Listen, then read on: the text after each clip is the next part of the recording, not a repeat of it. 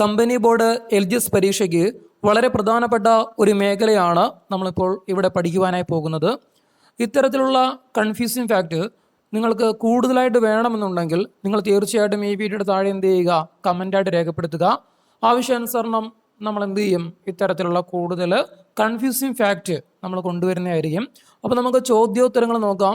ശ്രദ്ധിക്കണേ. രാജസ്ഥാനിലെ പുഷ്കർ മേള ഏതുമായി ബന്ധപ്പെട്ടിരിക്കുന്നു? രാജസ്ഥാനിലെ പുഷ്കർ മേള ഏതുമായി ബന്ധപ്പെട്ടിരിക്കുന്നു എന്ന് ചോദിച്ചാൽ ഏതുമായിട്ടാണ് ബന്ധപ്പെട്ടിരിക്കുന്നത്? ഒട്ടകങ്ങളുമായിട്ടാണ്. ഏതാണ്? ഒട്ടകങ്ങൾ. അപ്പോൾ ചോദ്യം ശ്രദ്ധിക്കണേ. രാജസ്ഥാനിലെ പുഷ്കർ മേള ഏതുമായി ബന്ധപ്പെട്ടിരിക്കുന്നു? ഉത്തരം ഏതാണ്? ഒട്ടകങ്ങൾ. അടുത്ത ചോദ്യം നമുക്ക് നോക്കാം. ഒട്ടകങ്ങളുടെ നാട് എന്നറിയപ്പെടുന്നത്, ഒട്ടകങ്ങളുടെ നാട് എന്നറിയപ്പെടുന്നത് അപ്പോൾ ഏതായിരിക്കും? അത് ബിക്കാനീറാണ്. ഏതാണ്? ബിക്കാനീർ. മറക്കല്ലും. ഒട്ടകങ്ങളുടെ നാട് എന്നറിയപ്പെടുന്നത് ഏതാണ്? ബിക്കാനീർ. അടുത്ത ചോദ്യം, ലിറ്റിൽ ടിബറ്റ് എന്നറിയപ്പെടുന്നത്, ലിറ്റിൽ ടിബറ്റ് എന്നറിയപ്പെടുന്നത് അപ്പോൾ ഏതിനെയായിരിക്കും ലിറ്റിൽ ടിബറ്റ് എന്നറിയപ്പെടുന്നത്? ഉത്തരം ലഡാക്ക്. ലഡാക്കിനെ എങ്ങനെ അറിയപ്പെടുന്നുണ്ട്? Little Tibet. അപ്പോൾ അങ്ങനെയെങ്കിൽ ലിറ്റിൽ ലാസ എന്നറിയപ്പെടുന്നത്, ലിറ്റിൽ ലാസ എന്നറിയപ്പെടുന്നത് ഏതാണ്? അത് ധർമ്മശാലയാണ്. ഏതാണ്? ധർമ്മശാല. അപ്പോൾ ശ്രദ്ധിക്കണം. ലിറ്റിൽ ടിബറ്റ് എന്നറിയപ്പെടുന്നത് ഏതാണ്? അത് ലഡാക്കാണ്. ലിറ്റിൽ ലാസ എന്നറിയപ്പെടുന്നത് അല്ലേ? അപ്പോൾ ലിറ്റിൽ ലാസ എന്ന് വിളിക്കപ്പെടുന്നത് ഏതിനെയാണ്? അത് ധർമ്മശാല. ഓക്കെ, നമുക്ക് അടുത്ത ചോദ്യങ്ങൾ നോക്കാം.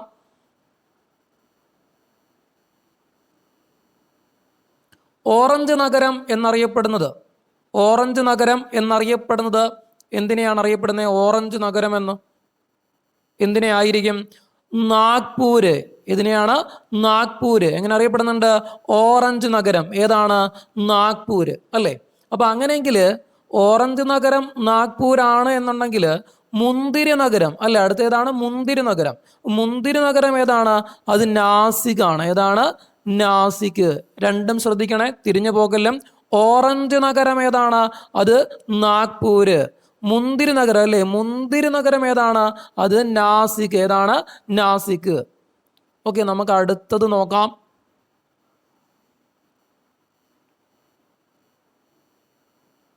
ഇന്ത്യയുടെ ഹൈടെക് സിറ്റി എന്നറിയപ്പെടുന്നത്, ഇന്ത്യയുടെ ഹൈടെക് സിറ്റി, ഹൈടെക് സിറ്റി അപ്പോൾ ഏതായിരിക്കാം ഇതിലുത്തരം? അതേതാണ്? ഹൈദരാബാദ്. ഏതാണ്? ഹൈദരാബാദ്. അപ്പോൾ ഹൈദരാബാദാണ് എങ്ങനെ അറിയപ്പെടുന്നത്? ഇന്ത്യയുടെ ഹൈടെക് സിറ്റി. ഏത്? ഹൈദരാബാദ്. അപ്പോൾ അങ്ങനെയെങ്കിൽ ഇന്ത്യയുടെ സിലിക്കൺ വാലി എന്നറിയപ്പെടുന്നത്, ചോദ്യം ശ്രദ്ധിക്കണേ, ഇന്ത്യയുടെ സിലിക്കൺ വാലി എന്നറിയപ്പെടുന്നത് അപ്പോൾ ഇന്ത്യയുടെ സിലിക്കൺ വാലി എന്നറിയപ്പെടുന്നത് ഏതായിരിക്കും? അത് ബാംഗ്ലൂര്. ഏതാണ്? ബാംഗ്ലൂര്. അപ്പോൾ രണ്ടും ശ്രദ്ധിക്കണേ. ഇന്ത്യയുടെ ഹൈടെക് സിറ്റി ഏതാണ്? അത് ഹൈദരാബാദാണ്. ഇന്ത്യയുടെ സിലിക്കൺ വാലി, ഇന്ത്യയുടെ സിലിക്കൺ വാലി അതേതാണ്? അത് ബാംഗ്ലൂര്. ഓക്കെ, അടുത്ത ചോദ്യം നോക്കാം. മിനി സ്വിറ്റ്സർലൻഡ് എന്നറിയപ്പെടുന്നത്, മിനി സ്വിറ്റ്സർലൻഡ് എന്നറിയപ്പെടുന്നത് ഏതായിരിക്കും? ചോദ്യം ശ്രദ്ധിക്കണേ. എങ്ങനെയാ മിനി സ്വിറ്റ്സർലൻഡ് എന്നറിയപ്പെടുന്നത്? ഏതാണ്? ഗജിയാർ. ഏതാണ്? ഗജിയാർ ആണ് എങ്ങനെ അറിയപ്പെടുന്നത്? Mini Switzerland. അടുത്ത് നോക്കാം. ഏറ്റവും ജനസംഖ്യ കുറഞ്ഞ ഇന്ത്യൻ സംസ്ഥാനം, ഏറ്റവും ജനസംഖ്യ കുറഞ്ഞ ഇന്ത്യൻ സംസ്ഥാനം അപ്പോൾ ഏതായിരിക്കാം? ഏറ്റവും ജനസംഖ്യ കുറഞ്ഞ ഇന്ത്യൻ സംസ്ഥാനം ഏതാണ് ഉത്തരമായിട്ട് വരുന്നത്? സിക്കിം. ഏതാണ്? സിക്കിം. ഓക്കെ, അപ്പോൾ അടുത്ത ചോദ്യം നോക്കേ. ഏറ്റവും ചെറിയ ഇന്ത്യൻ സംസ്ഥാനം, ഏറ്റവും ചെറിയ ഇന്ത്യൻ സംസ്ഥാനമാണ് അടുത്തയായിട്ട് ചോദിച്ചിരിക്കുന്നത്. അപ്പോൾ അതേതാണ്? അത് ഗോവയാണ്. ഏതാണ്? ഗോവ. എങ്ങനെ? ഏറ്റവും ചെറിയ ഇന്ത്യൻ സംസ്ഥാനം. അപ്പോൾ ശ്രദ്ധിക്കണേ, ഏറ്റവും ജനസംഖ്യ കുറഞ്ഞ, ഏറ്റവും ജനസംഖ്യ കുറഞ്ഞ ഇന്ത്യൻ സംസ്ഥാനം ഏതാണ്? അത് സിക്കിമാണ്. സിക്കിം. അടുത്തേതാണ്? ഏറ്റവും ചെറിയ ഇന്ത്യൻ സംസ്ഥാനം, ഏറ്റവും ചെറിയ ഇന്ത്യൻ സംസ്ഥാനം ഏതാണ്? അത് ഗോവ. ഏതാണ്?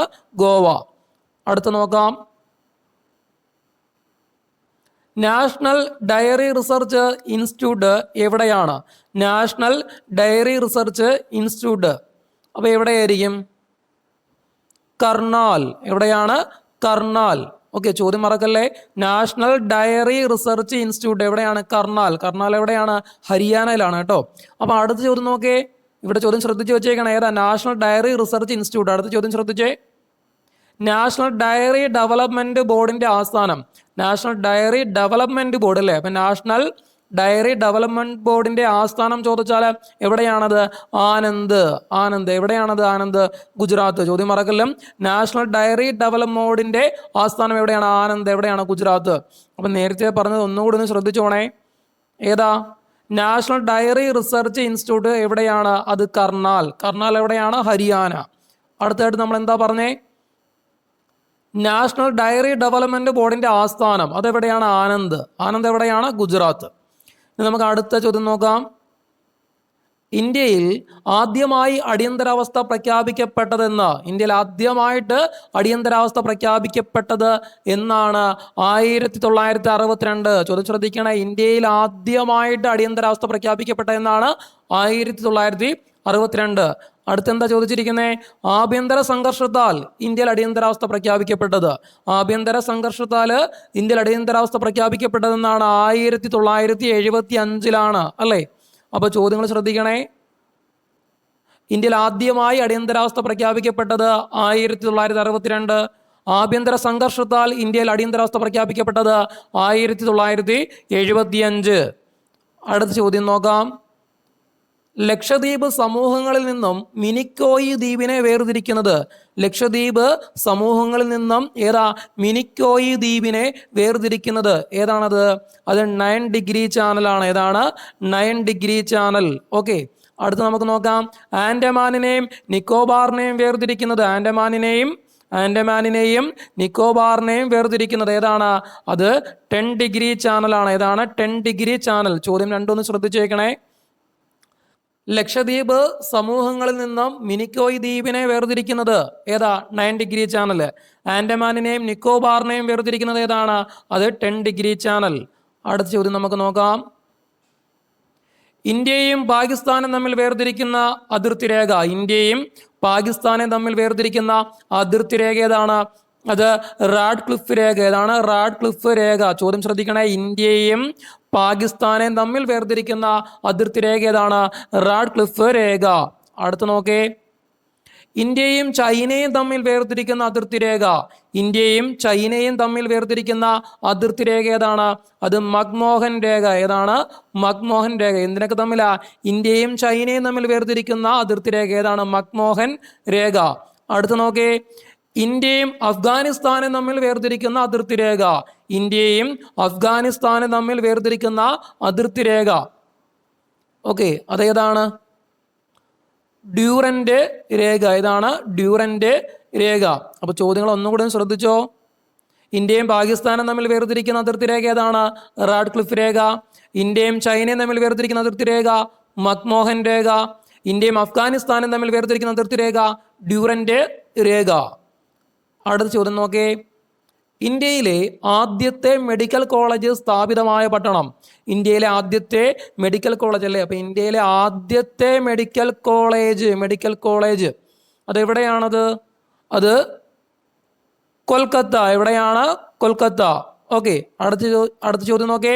ഇന്ത്യയിലെ ആദ്യത്തെ മെഡിക്കൽ സർവകലാശാല എവിടെയാണ്? ഇന്ത്യയിലെ ആദ്യത്തെ മെഡിക്കൽ സർവകലാശാല ചോദിച്ചാൽ ഏതാണ് ഉത്തരം? അത് വിജയവാഡ. ഏതാണ്? വിജയവാഡ. വിജയവാഡ എവിടെയാണ്? ആന്ധ്രാപ്രദേശ്. ഓക്കെ, അപ്പോൾ ചോദ്യങ്ങൾ ശ്രദ്ധിക്കണേ. ഇന്ത്യയിലെ ആദ്യത്തെ മെഡിക്കൽ കോളേജ് സ്ഥാപിതമായ പട്ടണം ഏതാണ്? കൽക്കത്തയാണ്. ഇന്ത്യയിലെ ആദ്യത്തെ മെഡിക്കൽ സർവകലാശാല എവിടെയാണെന്ന് ചോദിച്ചാൽ എവിടെയാണ്? അത് ആന്ധ്രാപ്രദേശിലെ വിജയവാഡ. അടുത്ത ചോദ്യം നോക്കാം. ഇന്ത്യയുടെ ഡയമണ്ട് സിറ്റി എന്നറിയപ്പെടുന്നത്. ഇന്ത്യയുടെ ഡയമണ്ട് സിറ്റി എന്നറിയപ്പെടുന്നത്. അപ്പോൾ എന്തിനായിരിക്കും ഇന്ത്യയുടെ ഡയമണ്ട് സിറ്റി എന്നറിയപ്പെടുന്നത്? അത് സൂററ്റ്. ഏതാണ്? സൂററ്റ്. അടുത്ത നോക്കേ. ഇന്ത്യയുടെ വൈറ്റ് സിറ്റി. എങ്ങനെയാ ഇന്ത്യയുടെ വൈറ്റ് സിറ്റി എന്നറിയപ്പെടുന്നത്? അപ്പോൾ ഏതാണ് ഇന്ത്യയുടെ വൈറ്റ് സിറ്റി എന്നറിയപ്പെടുന്നത്? അത് ഉദയപൂർ. ഏതാണ്? ഉദയപൂർ. ചോദ്യങ്ങൾ ശ്രദ്ധിക്കണേ. ഇന്ത്യയുടെ ഡയമണ്ട് സിറ്റി എന്നറിയപ്പെടുന്നത് ഏതാണ്? സൂററ്റ് ആണ്. ഇന്ത്യയുടെ വൈറ്റ് സിറ്റി എന്നറിയപ്പെടുന്നത് ഏതാണ്? അത് ഉദയപൂർ. അടുത്ത ചോദ്യം നോക്കാം. കൊട്ടാരങ്ങളുടെ നഗരം എന്നറിയപ്പെടുന്നത്, കൊട്ടാരങ്ങളുടെ നഗരം എങ്ങനെയാണ് കൊട്ടാരങ്ങളുടെ നഗരം എന്നറിയപ്പെടുന്നത് ഏതാണത്? അത് കൊൽക്കത്തയാണ്. ഏതാണ്? കൊൽക്കത്ത. അടുത്ത ചോദ്യം നോക്കേ, 7 ദ്വീപുകളുടെ നഗരം എന്നറിയപ്പെടുന്നത്, 7 ദ്വീപുകളുടെ നഗരം എന്നറിയപ്പെടുന്നത് അതേതാണ്? അത് മുംബൈ ആണ്. എങ്ങനാ? 7 ദ്വീപുകളുടെ നഗരം. ചോദ്യങ്ങൾ ശ്രദ്ധിക്കണേ. കൊട്ടാരങ്ങളുടെ നഗരം കൊൽക്കത്ത, 7 ദ്വീപുകളുടെ നഗരം മുംബൈ. അടുത്ത ചോദ്യം നോക്കാം. ഇന്ത്യയുടെ മാഞ്ചസ്റ്റർ എന്നറിയപ്പെടുന്നത്, ഇന്ത്യയുടെ മാഞ്ചസ്റ്റർ എന്നറിയപ്പെടുന്നത് ഏതായിരിക്കും? ഇന്ത്യയുടെ മാഞ്ചസ്റ്റർ എന്നറിയപ്പെടുന്നത് അഹമ്മദാബാദ്. ഏതാണ്? അഹമ്മദാബാദ്. എങ്ങനെ അറിയപ്പെടുന്നുണ്ട്? ഇന്ത്യയുടെ മാഞ്ചസ്റ്റർ എന്നറിയപ്പെടുന്നു. അപ്പൊ ഇന്ത്യയുടെ മാഞ്ചസ്റ്റർ എന്നറിയപ്പെടുന്നത് അഹമ്മദാബാദ് ആണെന്നുണ്ടെങ്കിൽ അടുത്ത ചോദ്യം എങ്ങനെയാണ്? ദക്ഷിണേന്ത്യയിലെ മാഞ്ചസ്റ്റർ എങ്ങനെയാണ്? ദക്ഷിണേന്ത്യയിലെ മാഞ്ചസ്റ്റർ എന്നറിയപ്പെടുന്നത് ഏതാണത്? അത് കോയമ്പത്തൂരാണ്. ഏതാണ്? കോയമ്പത്തൂർ. അപ്പൊ ശ്രദ്ധിക്കണേ, ഇന്ത്യയുടെ മാഞ്ചസ്റ്റർ എന്നറിയപ്പെടുന്ന ഏതാണ്? അഹമ്മദാബാദാണ്. ദക്ഷിണേന്ത്യയിലെ മാഞ്ചസ്റ്റർ എന്നറിയപ്പെടുന്ന ഏതാണ്? അത് കോയമ്പത്തൂരാണ്. ഓക്കെ. അപ്പോൾ നിങ്ങൾക്ക് ഇതുപോലുള്ള ചോദ്യങ്ങൾ, കൺഫ്യൂസിങ് ഫാക്റ്റ് ആയിട്ടുള്ള ചോദ്യങ്ങൾ ഇനിയും ആവശ്യമുണ്ടെങ്കിൽ നിങ്ങൾ എന്ത് ചെയ്യുക? തീർച്ചയായിട്ടും കമൻ്റായിട്ട് രേഖപ്പെടുത്തുക. നമ്മൾ എന്ത് ചെയ്യും? ആവശ്യാനുസരണം കൂടുതൽ കൺഫ്യൂസിങ് ഫാക്റ്റ് എന്ത് ചെയ്യുന്നതായിരിക്കും? നമ്മൾ വീഡിയോയിൽ കൊണ്ടുവരുന്നതായിരിക്കും കേട്ടോ. ഓക്കെ.